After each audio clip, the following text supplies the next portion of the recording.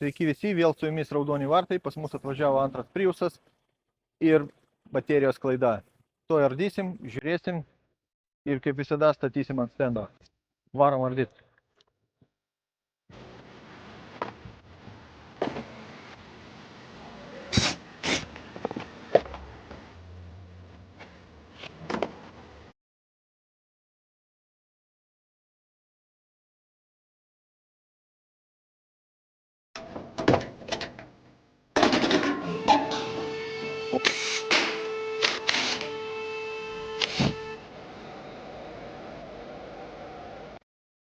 Antras Priusas išardytas, pastatytas ant stendo.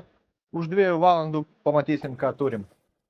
Kiekvieną tikrinimo metu mes analizuojam ne tik skaičius, bet ir kreivės. Krovimo iškrovimą, todėl kad būna skaičiai rodo visai kitą. Po patikros paaiškėjo, kad turim 14 labai gerų celių.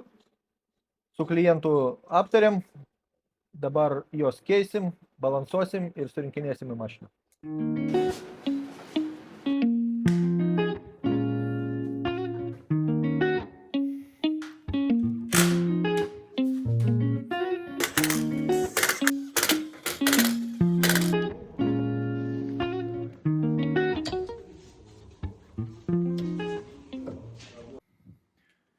Darbas su Priusu pabaigtas, diagnostiką prijungiam, ventiliatoriai veikia, viskas kaip ir gerai, atiduodam klientui. Nepamirškit pastatyti laikus, pasirašyti, kaip visada su jumis buvo Raudoni vartai.